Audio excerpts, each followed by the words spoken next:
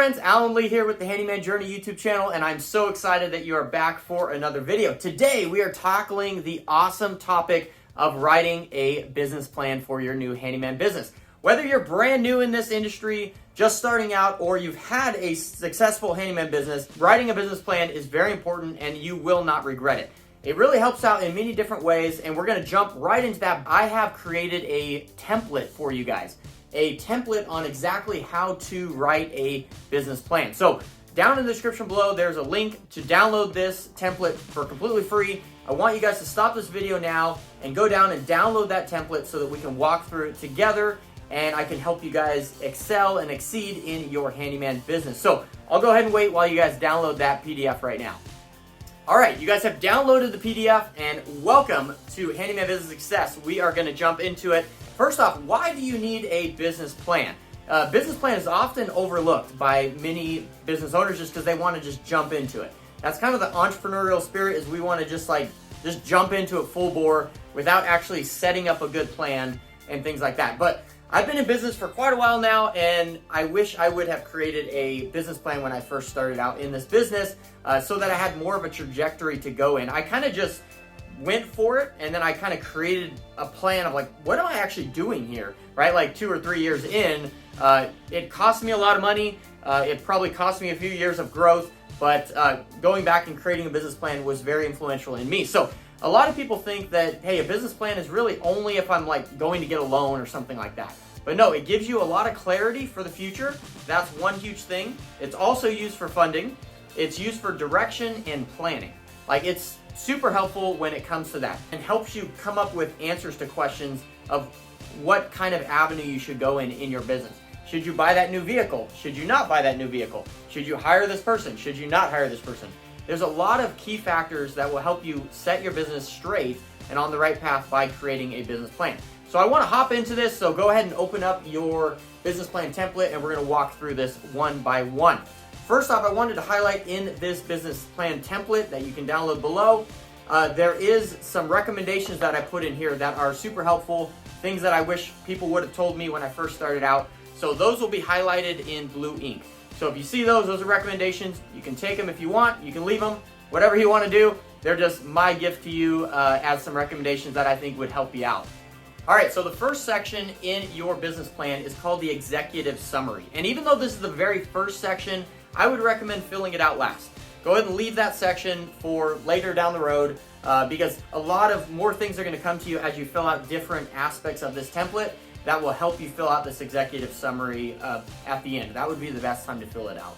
But really, in a nutshell, the executive summary is basically a summarization of your business, an overview of your business. And by filling this out, it's really going to give you a lot of clarity on what type of business you're actually looking to create. All right, the next section here is called the company description. And that basically explains your business's mission, vision, business structure, things like that. In this section, it will be very important to list the history of your business. So when did you start out? Why did you start out? What were you doing before this?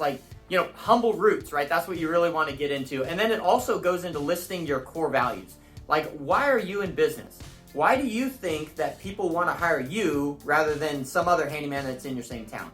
These are very important key differentiating factors that are going to set you apart, and you're going to use them later in your business plan, but you're also going to use them later down the road as you're making business decisions. So this topic is very important of the company description. All right, the next section of your handyman business plan is market analysis, and this is where things get a little fuzzy. I want to put in one recommendation there, is if you want anything marketing, even just ask marketing questions, reach out to my good friend Jason Call over at Handyman Marketing Pros. He does an absolutely fantastic job. He's the best in the business as far as handyman marketing is concerned. He'll help you out with any of it. So great guy to go to just for questions, but there's a lot of other resources that can help you really nail down your market research. So when you're talking about market research and market analysis, you want to talk about market trends and who your ideal customer is. Where do they live? Where do they operate? Where do they go to the grocery store? Where do they go to the gym, right? What type of person are you actually trying to go after? Because that's going to dictate your marketing strategies and where you invest your money to actually find that person. And another huge part of that marketing analysis is figuring out who your competitors are. You want to know who your competitors are and what differentiates you from them. What are they charging per hour? What are you charging per hour, right? What are they offering and what are they not offering? What are their strengths? What are their weaknesses? And what are some ways that you can put your strengths out there that maybe, take advantage of their weaknesses or whatever? Basically what I'm saying is, what are they weak at that you could be good at so that you can stand out when a client is choosing, hey, should I go with this guy or this guy? Another huge analysis that comes down to marketing is what's called a SWAT analysis. And that's strengths, weaknesses, opportunities, and threats. And this is something that you really want to dig into, and it's really going to help you out a lot when you're thinking about what the market share looks like in your town and kind of you coming into this industry. Is what are the strengths, what are the weaknesses, what are the opportunities, and what are the threats? And don't be afraid to list threats. Everyone has threats, right? Maybe there's a huge handyman franchise in your town that has 500 Google reviews. List that out. You need to come up with a strategy to basically flank that person and come around and just blow them out of the water with great reviews, right? You need to become, if that's your goal, if you want to become the number one handyman in your town, there's another handyman in your town with 500 reviews. You need to figure out what they are not doing, where they're lacking, and then you need to excel in that area so that you can push yourself above and beyond that person. So that's really what, in general, this market analysis is going to help you out with. All right, next section is services offered. What is your unique selling proposition? What are basically the services that you're going to focus on?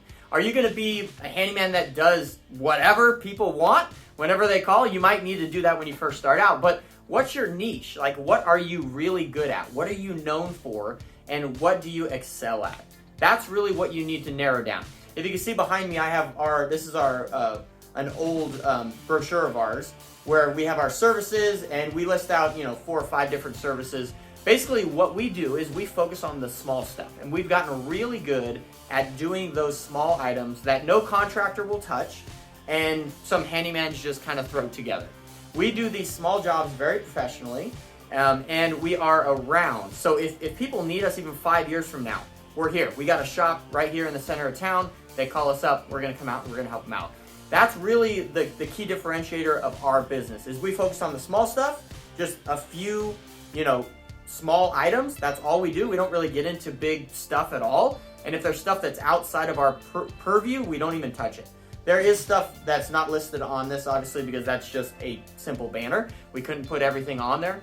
But we have a very narrow view of the services that we offer, and we do those very well. And we focus on those, price those very well, so that people that we are known for that service.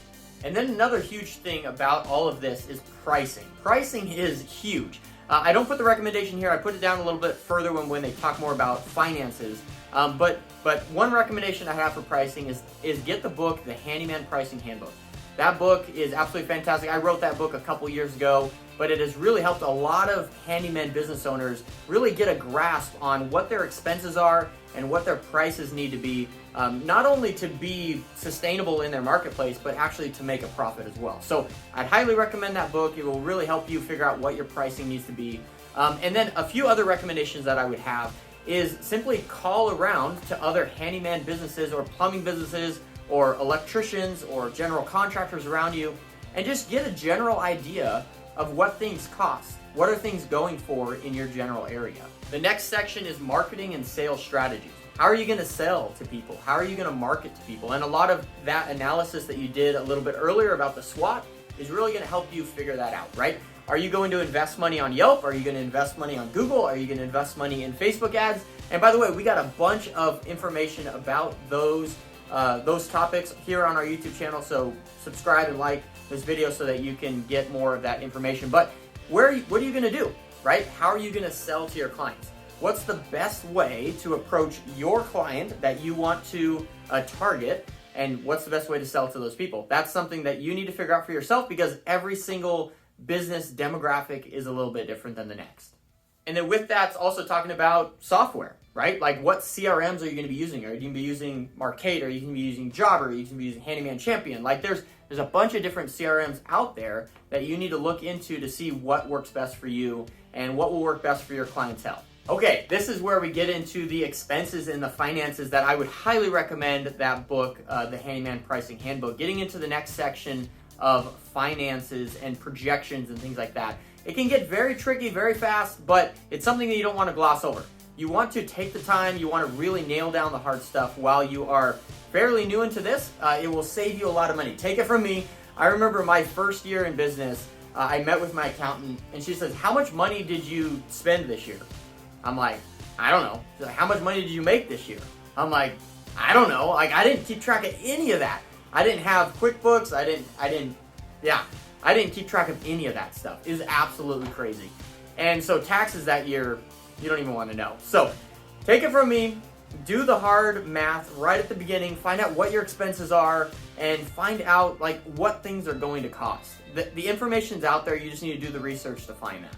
So startup costs, you're gonna have tools, you're gonna have vehicles, you're gonna have insurance, you're gonna have business license. These are all things that you need to do the research to figure out what that's gonna cost. I can definitely give you a general overview of what those things might cost. A little bit more of a conversation than what I could do here on this video. I would always love to talk with you. So you can set up a free call with me to ask me any question you want over at handymanjourney.com/coaching. I'm an open book, so set up a free 15-minute call with me over at handymanjourney.com/coaching. Would love to go over this stuff with you. Okay, getting into the next section, and the very last one is talking about your team and what that looks like. And I think one thing that I really want to pinpoint is there's a question in there that talks about your advisors. You need to have some sort of an advisor. When I first started out in the handyman industry, there was a contractor that went to the same church that I did. And I simply asked him, I said, "Hey, can you kind of mentor me in this?" And he took me out on some of his jobs. He also recommended one book to me that I'll recommend to you guys. It was the Home Depot 1-2-3 book. And it's just a book that it goes through every single project you could ever think about under the sun. And it really dictates how to do those projects. So it was super helpful for me. Nowadays, YouTube is a much better resource, but Home Depot 1-2-3 book really lists out everything. From, how to paint a wall, to patch some drywall, to run new electrical. It's really cool. So check that book out. Have some advisors. So whether it's local contractors, whether it's coaches, whether it's mentors, whether you want to, use our services over at handymanjourney.com, whatever you do, you need to make sure you have advisors in your corner that are going to be advising you to make the correct decisions and kind of what path you want to go down in the future. All right, and that takes us through our business plan template. If this was helpful for you guys, I would absolutely love to hear about it. Leave me a comment in the comment section below. And like I said, set up a call with me anytime at handymanjourney.com/coaching. Would absolutely love to connect. I really hope that this content was valuable for you. And if you didn't download that business plan template, you need to go do that now because there's a wealth of resources in there. And make sure you fill out your business plan. Take it from me. I'm going to wag my finger at you. Do it now, boy.